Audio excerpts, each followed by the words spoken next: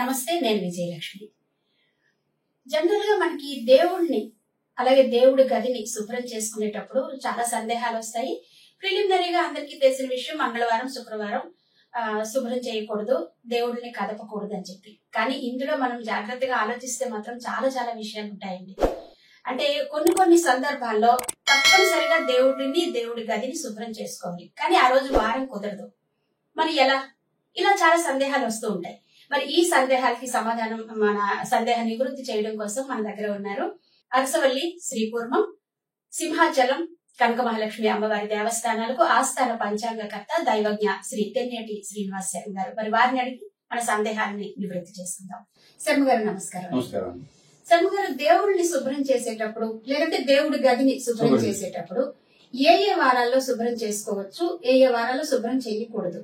అలాగే మాసాలు కూడా కొన్ని ప్రత్యేకమైనటువంటి మాసాల్లో మాత్రమే చెయ్యాలి, చెయ్యకూడదు అని కూడా చెప్తుంటారు.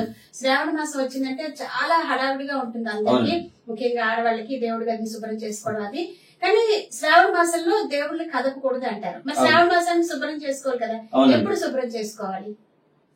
ప్రధానంగా కూడా ఈ యొక్క దేవతా మందిరాలు ఏవైతే ఉంటాయో వాటిని మనం శుభ్రం చేసుకునేటప్పుడు కేవలంగా సోమవారం నాడు కానీ, బుధవారం నాడు కానీ, శనివారం నాడు కానీ ప్రధానంగా కూడా చెప్పబడి ఉంది. ఈ సోమ, బుధ, శని ఈ 3 వారాలు తప్పినట్లయితే ఆదివారం వరకు కూడా కొంతవరకు ఎగ్జిబిషన్ పర్వాలేదు అనమాట అండి. ఈ రోజులో ఈ యొక్క దేవతా మందిరాన్ని, దేవుణ్ణి కూడా మనం శుభ్రం చేసుకోవచ్చు అనమాట అండి. మంగళవారం, గురువారం, శుక్రవారం ప్రత్యేకంగా నిషిద్ధింపబడే ఆ రోజున మన దేవుని తీయడం, కదపడం కూడా ఏం చేయమంటండి. అయితే కొంతమంది మీరు అడిగినట్టుగా నవరాత్రులు చేసుకుంటుంటారు. కొన్ని నెలల్లో మన దేవుని పూర్తిగా కదపం. ఇప్పుడు భాద్రపద మాసం వచ్చింది అనుకోండి, ఆ నెలలో మనం మామూలుగా దేవుడు కదుపుకొని పూజలు చేసుకుంటూ కదపొచ్చు అనమాట అండి. భాద్రపద వచ్చేది ఆశ్వీజ మాసం, దసరా నవరాత్రులు వస్తుంటాయి కదా. దసరా నవరాత్రులు వచ్చినప్పుడు ఆ ఆశ్వీజ మాసంలో దేవతా మందిరాన్ని శుభ్రం చేసుకోరు, ముందుగానే ఆ యొక్క మందిరాన్ని శుభ్రం చేసుకుంటారు. అంటే భాద్రపద మాసంలో మాసాంతం అయిపోతున్నప్పుడు ఆ రోజుల్లో ఏ సోమవారం నాడు కానీ, బుధవారం నాడు కానీ, శనివారం నాడు ఒక రోజు చూసుకుని ఆ రోజుల్లో ఆ యొక్క ఆశ్వీజ మాసానికి ముందుగా కానీ, మీరు అడిగినట్టుగా శ్రావణ మాసానికి ముందుగా కానీ, ఆషాఢ మాసంలో కానీ, అదేవిధంగా కూడా చైత్ర మాసంలో కూడా మన దేవుని ఎక్కువ కదపాలన్నమాట. ఏవైతే ప్రత్యేకమైన నెలలు మనకు, అలాగే కార్తీక మాసం ఉందనుకోండి, కార్తీక మాసం ప్రత్యేకమైన పూజలు చేసుకుంటాం. కార్తీక మాసం మధ్యలో తీసి మన దేవుని కదపడం శుభ్రం చేయమంటండి. అలాగే మార్గశిర మాసం ఉంటుంది అనమాట అండి. మార్గశిర మాసంలో కూడా ప్రత్యేకంగా కూడా అందరూ అమ్మవారికి పూజ చేసుకుంటుంటారు, ఈ యొక్క అమ్మవారు కూడా. ఈ ప్రధానంగా ఈ రోజుల్లో ఏవైతే ఉంటాయో ఆ యొక్క రోజుల్లో, ఆ యొక్క మాసాలలో, అంటే శ్రావణ మాసం, ఆశ్వీజ మాసం, అదేవిధంగా కూడా మన చైత్ర మాసం, మార్గశిర మాసం, ఈ యొక్క నెలలో ప్రత్యేకంగా మన దేవుని పూర్తిగా కదపం అనమాట. ఎందుకంటే ఆ యొక్క నవరాత్రులు మనం కొన్ని గుప్త నవరాత్రులు అని కూడా ఉన్నాయన్నమాట అండి. ఆ నవరాత్రుల్లో ఆ యొక్క పూజలు చేసుకుంటాం కాబట్టి ఒక నియమంగా, ఒక నియమబద్ధంగా, ఒక మాలతో మనం ఒక పూజలు చేసుకుంటాం కాబట్టి ఆ సమయాలలో ఆ యొక్క దేవతా మందిరాన్ని, ఆ దేవుణ్ణి కదపడం ఎంత వరకు కూడా సమంజసం కాదనమాట అండి. కాబట్టి ఈ నెలలో, ఈ యొక్క మాసాలలో మనం పూజ చేసుకున్నట్లయితే ఆ యొక్క దేవుని శుభ్రం చేసుకున్నట్లయితే మనకి అనుకూలంగా ఉంటుంది. అయితే శర్మ గారు, ఇక్కడ ఒక విషయం వస్తుంది అనమాట. మామూలు రోజుల్లో మీరు చెప్పిన వారాలు, నెలలు పాటిస్తారు. కొన్ని అనుకోని సందర్భాలు ఏర్పడతాయి. అంటే గ్రహణం వచ్చింది అనుకోండి, ఆ గ్రహణం పర్టికులర్ గా ఏ మంగళవారమో, శుక్రవారమో, ఏ లక్షవారమో ఎప్పుడో ఎండ్ అవుతుంది. మరి ఆ రోజు ఖచ్చితంగా దేవుడిని శుభ్రం చేసుకోవాలి, దేవతా మందిరాన్ని శుభ్రం చేసుకోవాలి. మరి అప్పుడు ఏం చేయాలి? సాధారణంగా కూడా ఈ గ్రహణాలు సంభవించేటప్పుడు కూడా శాస్త్రం ప్రకారం కూడా ఆ దేవుడి మీద మనం దర్భలు ఉంచడం కూడా ఆనవాయితీగా ఉంటుంది.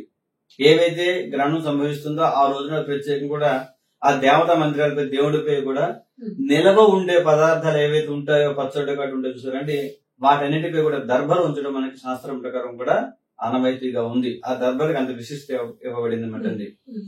అయితే ఈ గ్రహణాలు సంభవించేప్పుడు సూర్యగ్రహణం పగలు సంభవిస్తుంది, చంద్రగ్రహణం అనేది కూడా సాయంత్రం ప్రదోష సమయంలో రాత్రి సంభవిస్తూ ఉంటుంది.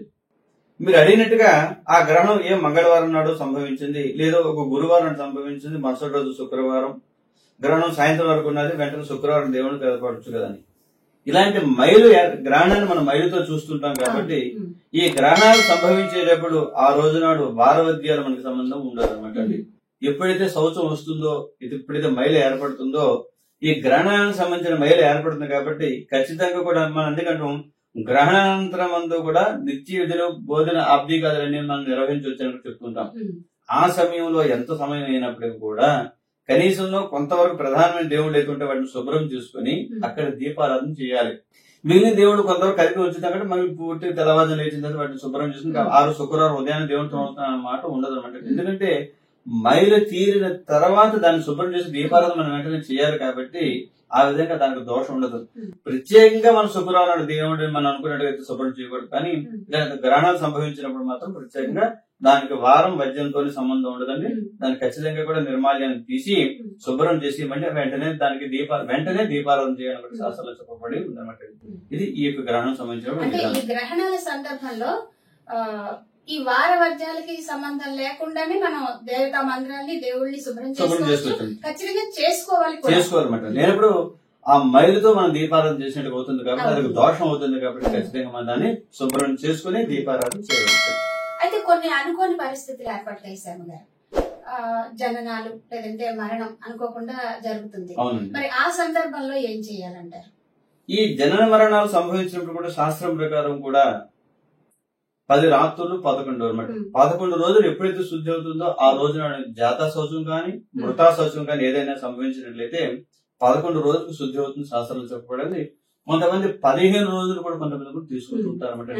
వాళ్ళకి ఏదైనా కొంతవరకు కూడా ఈ పెద్ద క్రమాలు కూడా ఉంటుంటాయి కాబట్టి కొంతమంది కనీసం 15 రోజుల తర్వాతైనా ఏదైనప్పటికీ కూడా ఆ యొక్క 14 రోజులు లేదంటే 15 రోజులు ఏ రోజులు పూర్తి అవుతుంది, ప్రధానంగా అయితే 11 రోజులు ఏమిటండి. ఈ 11 రోజులు ఒకవేళ ఉదాహరణకి మంగళవారం వచ్చింది అనుకోండి, 11 రోజులు ఆ రోజు శుద్ధి అయింది అనుకోండి, ఆ రోజు 11వ రోజు మంగళవారం అయినప్పటికీ కూడా ఆ రోజు దేవతా మందిరాన్ని దేవుని ఇంటిని పూర్తిగా శుభ్రం చేసుకుని పుణ్యాహవచనం చేసుకుని అంటే గణపతి పూజ పుణ్యాహవచనం చేసుకుని పవిత్రమైన జలాలు గాని గంగా జలాన్ని కానీ మనం సంప్రోక్షణ చేసి ఏమీ లేని పక్షంలో పసుపు నీళ్ళైనా కూడా చల్లుకొని ఆ దేవతా మందిరాన్ని శుభ్రం చేసుకుని ఆ రోజు దీపారాధన చేయడం ఎంతైనా శ్రేయస్కరం. అప్పుడు వారం మధ్యంతో మనకి ఎటువంటి సంబంధం ఉండదు. మంగళవారాన్ని కానీ లేదంటే ఆ రోజు శ్రావణ మాసం కదండి దేవుడిని పూజ చేసే మనం దానికి కలిపి సంబంధం ఉండదు అన్నమాట.